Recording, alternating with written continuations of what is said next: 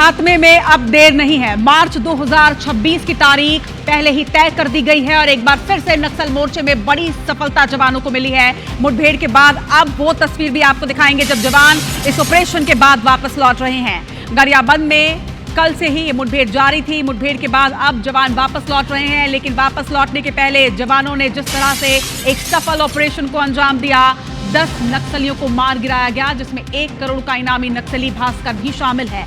10 नक्सलियों के शव लेकर अब जवान वापस लौट रहे हैं। मुठभेड़ में मारे गए 2 टॉप कमांडर समेत 10 नक्सलियों का ये शव हेलीकॉप्टर से शव लेकर गरियाबंद अब जवान लौट चुके हैं। तस्वीरें आप देखिए, एक्सक्लूसिव तस्वीरें हैं ऑपरेशन के बाद की। स्पेशल फोर्स E30 कोबरा की 207 बटालियन मौजूद वहां, STF CRPF के जवान भी वहां मौजूद रहे। तो एक तरह से आप देखिए कि कोबरा बटालियन के साथ ही STF और CRPF की संयुक्त कार्रवाई और इस बड़ी कार्रवाई, इस बड़े ऑपरेशन में एक बड़ी सफलता। 2 इनामी नक्सलियों के साथ 10 नक्सलियों को ढेर किया गया और सभी के शव ले आए गए हैं। एक्सक्लूसिव तस्वीर है सामने, आप देख रहे हैं नक्सलियों के शव लाए जा चुके हैं गरियाबंद भालू डिग्गी के जंगल में। जिस तरह से कल ऑपरेशन को अंजाम दिया गया, एक बड़ी मुठभेड़ यहां पर हुई, बड़ी सफलता जवानों को मिली है और यही वजह है कि हम कह रहे हैं कि पूर्ण खात्मे में अब देर नहीं, क्योंकि एक एक करके नक्सलियों के टॉप लीडर्स अब खत्म हो रहे हैं, निस्तेनाबूद हो रहे हैं।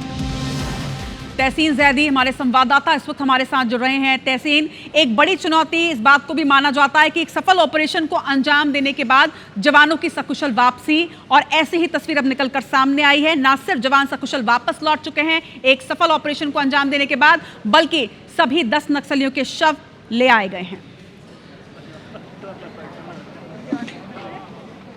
बिल्कुल, इस समय बात करें तो फोर्स के लिए काफ़ी राहत की सांस ली है कि सारी जो फोर्स है, जो उड़ीसा और छत्तीसगढ़ के बॉर्डर पे जो मुठभेड़ हो रही थी, जो कल से मुठभेड़ थी, उसके जो सभी जवान हैं सुरक्षित वापस आ गए। साथ में जो 10 जो नक्सली कमांडर हैं उनके शव को लेके आए हैं। ये पीछे जो आप देख रहे हैं ये सभी जो हार्डकोर नक्सली हैं। इनमें सबसे पहले अगर बात करें तो ये माओवादी जो है मनोज उर्फ मोडेम बालकृष्णन उर्फ भास्कर, जो CCM सदस्य था। इसके अलावा जो कह सकते हैं दूसरे नंबर पे जो है वो प्रमोद उर्फ पांडू उर्फ अलवाल, चंद्रहास उर्फ पांडुरत्ना उर्फ चंद्राना, ये जो है SZC कमांडर था।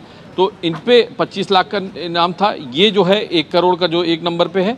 इसके अलावा अगर बात करें तो ये तीसरे नंबर पे ये विमल उर्फ मगन्ना उर्फ सुरेश उर्फ जैदी वेंकटी जो है ये DVCM कमांडर था। ऐसे करके जो सभी पूरे 10 जो कह सकते हैं ये शव है, ये वो हार्डकोर नक्सली है जिनको जाबाज जो जवान हैं उन्होंने यहाँ मार गिराया है। और अभी थोड़ी देर में जो DG नक्सल हैं विवेकानंद सिन्हा, IG रायपुर रेंज हैं अमरीश मिश्रा समेत जो SP गरियाबंद है, वो अभी एक प्रेस कॉन्फ्रेंस यहाँ पे करेंगे। उसके बाद जो है सभी जानकारी यहाँ पे साझा करेंगे। इसके अलावा अगर बात करें तो उस तरफ जो है जो नक्सलियों से जो आर्म्स एम्यूनेशन जो एक्सप्लोजिव जो जब्त किया गया है वो वहाँ रखा हुआ है। एक बार हम आपको फिर से दिखाते हैं कि सबसे पहले तो ये दिखाएंगे कि ये यहाँ पे प्रेस कॉन्फ्रेंस होनी है और ये वो जवान हैं STF के जो सामने देख रहे हैं, ये वो जाबाज जवान हैं जिन्होंने ये कामयाबी हासिल की है।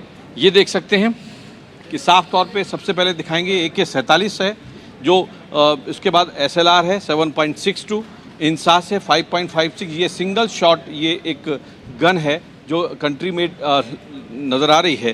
तो इसके अलावा अगर बात करें तो 12 बोर जो है ये देख सकते हैं नक्सली जो है ये पहले हम इसके बता दें कि ये सिंगल शॉट है। ये जो इस तरीके के जो कारतूस हैं उसमें यूज़ होते हैं, ये 12 बोर के राउंड्स हैं।